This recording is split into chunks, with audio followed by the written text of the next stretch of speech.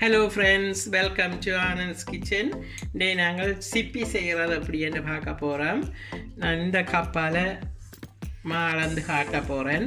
2 முறையான சிப்பி, ஒன்று பால் விட்டு குழைச்சி காட்டுறேன், ஒன்று பால் இல்லாமல் எப்படி செய்கிறதுன்னு பார்க்க போகிறோம். ரெண்டையும் எப்படி செய்கிறதுன்னு வாங்க பார்ப்போம். நான் எடுத்த காட்டின கப்பில் வந்து 2 கோப்பு அவிச்ச all purpose plain flour, அவிச்சமா 2 cup. நீங்கள் உங்களுக்கு எந்த கப் விருப்பமோ நீங்கள் அதால் எடுங்கோ. இதில் 2 கப் போட்டிருக்கிறேன். அதுக்கு இதில் 1 கப் வறுத்த வெள்ளி அரிசிமா roasted white rice flour 1 cup, அதையும் போடுவோம். இதில் இப்போ மொத்தம் 3 கப் வந்துட்டுது. அதுக்கு 1/2 கப் உளுத்தம்மா, வறுத்த உளுத்தம்மா ரோஸ்டட் ஊரிட்டால் ஃப்ளவர் அதையும் போட்டுட்டு, இப்போ பார்த்தீங்கன்னா நான் காட்டின கப்பால் எடுத்துட்டேன். நீங்கள் எந்த கப்பால் வேணுமோ நீங்கள் உங்களுடைய அளவுக்கு அதே கப்பால் போடுங்க. இப்போ நான் எடுத்த மாவுக்கு இதில் ஒரு 1/2 டீஸ்பூன் உப்பு போடுறேன். 1/2 டீஸ்பூன் உப்பு. அதுக்கு தேவையான அளவு வெல்லம் போடுவேன். நீங்கள் எடுக்கிற அளவுக்கு தான் உப்பு வெல்லம். நான் இதில் ஒரு சிறங்கைக்கு கொஞ்சம் குறைய எடுத்துருக்கிறேன். வெள்ளை எள்ளு வேம் போடுங்க. போட்டுட்டு எனக்கு எப்படி கிண்டுறதுன்னு பார்ப்பேன். நீங்கள் என்ன இந்த தண்ணி கொதிச்சிட்டுது, இது நல்லா பொங்க இருக்க வேணும். மோதத்துக்கு மாதிரி நல்லா கொதித்த உடனே விட வேணும். நீங்கள் ஆறவே விடக்கூடாது. ஆற விட்டால் சரியான பதத்துக்கு வராது. நல்லா பொங்க விட்டீங்கன்னா தான் நல்லா சாஃப்டாக வரும். சாஃப்டாக உங்களுக்கு கிறிஸ்பியும் சாப்பிடல நல்லா முறுமுறுப்பாக இருக்கும். நான் இதில் 1 லிட்டர் தண்ணி கொதிக்க வச்சேன். நான் உங்களுக்கு எவ்வளோ தண்ணி விட்டேன்னு சொல்கிறேன் கிண்டிட்டு. அதாவது தண்ணி நீங்கள் முதலே கணக்காகவும் விட்டு கிண்டக்கூடாது. ஒரு ஏரியாக கொஞ்சம் கொஞ்சமாக தான் விட்டு கிண்டோணும். தண்ணி கூடினா பதம் பிழைச்சிடும்.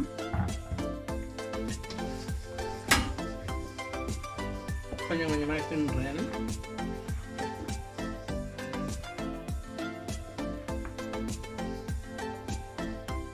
அப்படியே கொஞ்சம் கொஞ்சமாக விட்டு இப்படி பிழைச்சி கொண்டு வரைக்கல உருண்டு வேறம்மா அந்த பதத்துக்கு நீங்கள் எடுத்தீங்கன்னா சரி.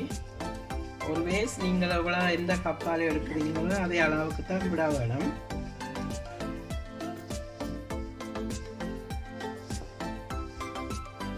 பார்த்தீங்கன்னா கொஞ்சம் கொஞ்சமாக 2 பேர் இது கிட்டத்தட்ட மோதத்துக்கும் இதே மாதிரி தான் கிண்டுறது. மோத பதம் மாதிரி கிண்டிங்கன்னா ஓகே.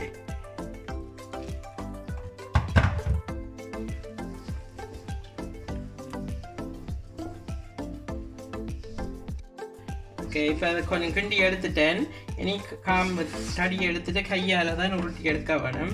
இது பார்த்தீங்கன்னா உங்களுக்கு சூடாக இருக்கும், பார்த்து செய்யுங்க, கையில் சுட்டுடும். இது வந்து 1 லிட்டர் தண்ணி எடுத்தேன். இதில் இப்போ 3/4 லிட்டர் தண்ணி விட்டிருக்கு. 750 ml நம்ம பார்த்துட்டு காணாட்டி கொஞ்சம் கூட விடலாம். நீங்கள் கிண்டுற பதத்துக்கு. ஆனால் மானெல்லாம் டைட்டாக இருக்க வேணும். தண்ணியாகவே இருக்கக்கூடாது. தண்ணியாக இருந்தால் உங்களுக்கு உளுத்தம்மா அதெல்லாம் போட்டது சிப்பி கரைஞ்சி ஒன்று இருக்குது மண்ணிக்குள்ள போடிக்குள்ள. அதால் தான் தண்ணியை குறைச்சி விடுங்க. கொஞ்சமாக சொல்கிறேன். பார்த்தீங்கன்னா இப்போ இதெல்லாம் உருட்டி பதமாக எடுத்தாச்சு. இனி எப்படி புளிகிறதுன்னு பார்ப்போம்.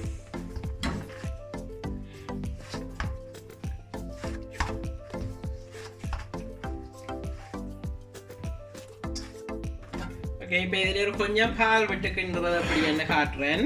இதில் கொஞ்சமாக எங்களுடைய அளவுக்கு எடுத்திருக்கிறேன். நீங்கள் உங்களுடைய நான் முதல் கப்பளவு காட்டினேன் தானே, நீங்கள் எந்த கப்பால் எடுக்க போகிறீங்களோ அதே அளவுக்கு எடுங்கோ.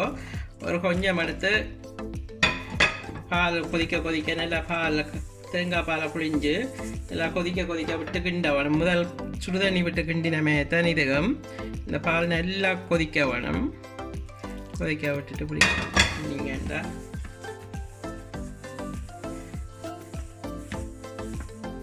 நான் கூட இதுக்கு வெள்ளை மாவும் இதுவும் பாவிக்கிறேன். சில பேர் தனியாக அரிசி மாவில் செய்கிறவ, சிவப்பு அரிசி மாவில். அது கலர் கொஞ்சம் கூட டாக்காக வரும் பொரிக்கையும். அதால் தான் நான் இதை வெள்ளையில் செய்து காட்டுறேன் உங்களுக்கு. நாங்கள் கூடுதலாக இது இப்படி தான் செய்கிறாங்க. ஓகேம்மா, எல்லாம் கிண்டி முடிஞ்சது. இனி புளிஞ்சு பொரிக்கிறது அப்படின்னு பார்ப்போம்.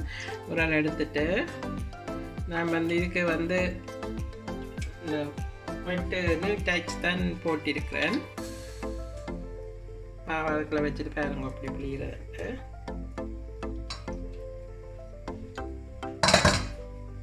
புளிஞ்சிட்டு அதில் வட்டி எடுப்பேன்.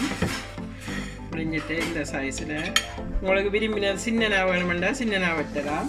நான் கொஞ்சம் நீட்டாக தான் வெட்டுவேன். இன்னும் வந்து உங்களுக்கு கருப்பெள்ளு விருப்பமெண்டா கருப்பெள்ளு போடலாம். நான் வெள்ளை எள்ளு தான் போட்டிருக்கிறேன். கொஞ்சம் கூடுதலாக வெள்ளை எள்ளு தான் பாவிக்கிறார்கள்.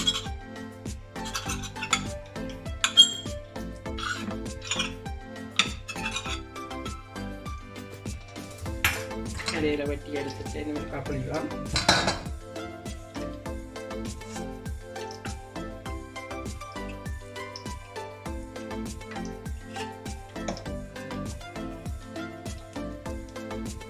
இது நீங்கள் வேறு ட்ரேயிலையும் பெரிய நீட்டாக புளிஞ்சிட்டு வெட்டலாம். சின்ன இதில் தான் புளியோணும் வேண்டி இல்லை. இப்போ கணக்கை செய்யல நாங்கள் நிறைய வேறு ட்ரேயில் புளிஞ்சிட்டு இப்படி பொங்க விட்டிங்கன்னா தண்ணியை ஒன்று மொட்டி இந்த இப்படி வெட்டி போடையில் வேறு ஒன்று மொட்டாக விளக்க நல்லா நீட்டாக வேறு மாப்பாதான் பிள்ளை காட்டிக்கு எடுத்து ஒன்றுகளை போட்டுட்டு இது ஒன்றும் தூவ தேவையில்லை. பார்த்தீங்கன்னா எண்ணெய் ரெடி ஆகிட்டுது.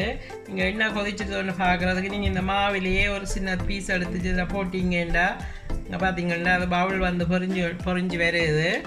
அது மீன்ஸ் எண்ணெய் ரெடி ஆகிட்டுதுண்டு. இனி நீங்கள் போடலாம். எண்ணெய் ஆக கொதிக்கவும் விடக்கூடாது. டக்குன்னு போட்டோன்னா கருகிடும், கருப்பாக வந்துடும். பார்த்தீங்கன்னா இந்த கொஞ்சம் போட்டோன்னா அப்படியே பவுல் வருது. இந்த ஸ்டேஜில் நீங்கள் இதை போடலாம். மீடியம் ஹீட்டில் வச்சு பொரியுங்கோ. ஹைலையும் விடக்கூடாது, டக்குன்னு எரிஞ்சிடும். இப்போ நிறைய எண்ணெய் விட்டு கணக்க பொரிக்கிறதுண்டா கொஞ்சம் நெருப்பு கூட்டி பொரிக்கலாம். இது வந்து கொஞ்சம் கொஞ்சமாக போடுற வழியாக அப்புறம் போடலாம். அங்கே பொரிஞ்சு கொண்டு இருக்குது. ஆனால் இதை போட்டுட்டு நீங்கள் கிண்டி கொண்டு இருக்கக்கூடாது எந்த நேரமும். அது தானாக விட்டால் அந்த பொரிஞ்சு நல்லா அந்த பொரிஞ்சு விரைக்குள்ள இடையேறி ஒரு காசுமாக இப்படி தட்டி விட்டீங்கன்னா ஒன்றேறி ஒன்று முட்டாமலுக்கு பொரியும். பொரிஞ்சு வந்த அப்புறம் அந்த கோல்டன் ப்ரௌன் கலர் விரைக்குள்ளே எடுப்போம். இது வெள்ளை அரிசி மாண்டபடியாக டக்குன்னு கறக்காது. அந்த கலர் கரெக்டாக எடுக்கலாம்.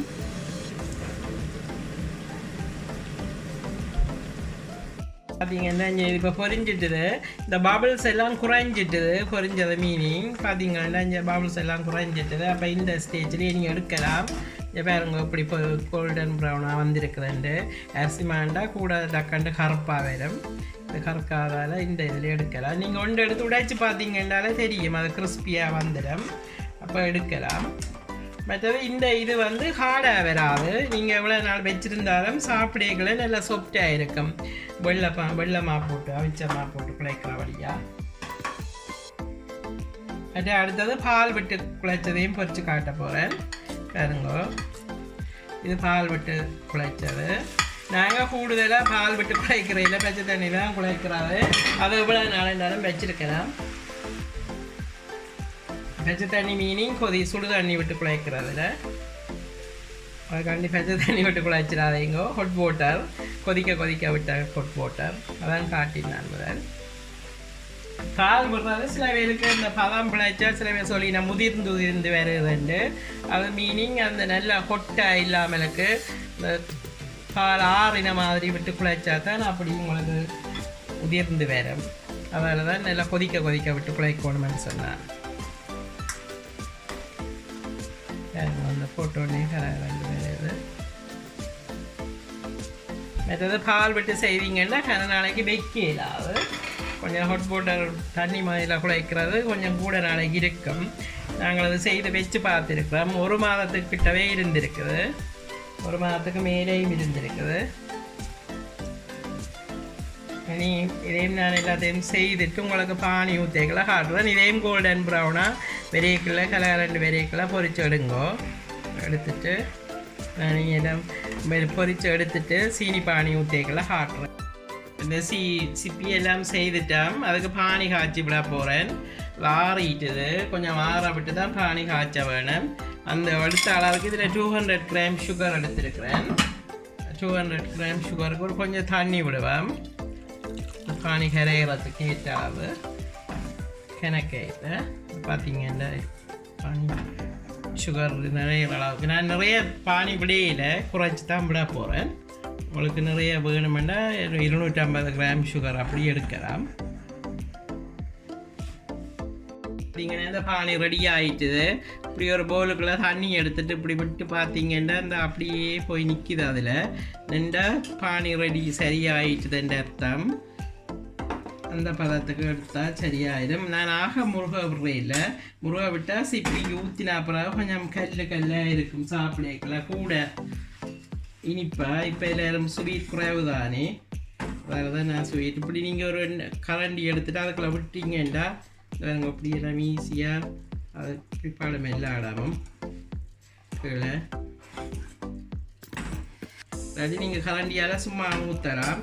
இப்படி விட்டுட்டு இப்படி செய்யக்குள்ள உங்களுக்கு எல்லா இடம் பார்க்குற மாதிரி இருக்கும்.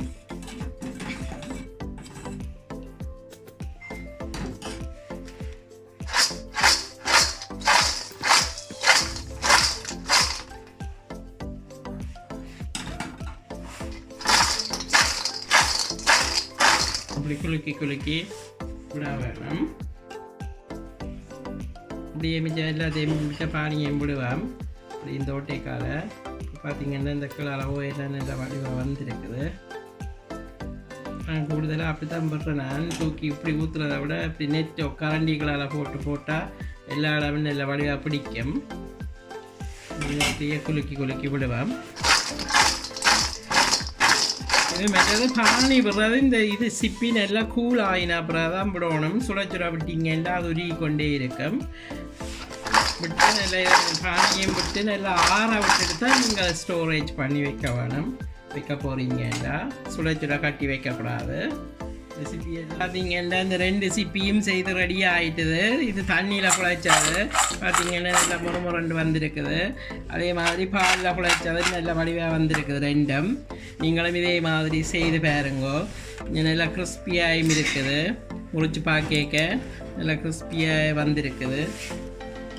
சாப்பிட்டு பாருங்கோ. சாப்பிட நல்லா முறமுரண்டி இருக்குது. இதே மாதிரி நீங்களும் செய்து பாருங்கோ. இந்த வீடியோ பிடிச்சிருந்தால் லைக் பண்ணுங்க, கமெண்ட் பண்ணுங்க, ஷேர் பண்ணுங்க, மறக்காமல் சப்ஸ்கிரைப் பண்ணுங்க. தேங்க்யூ, பாய்.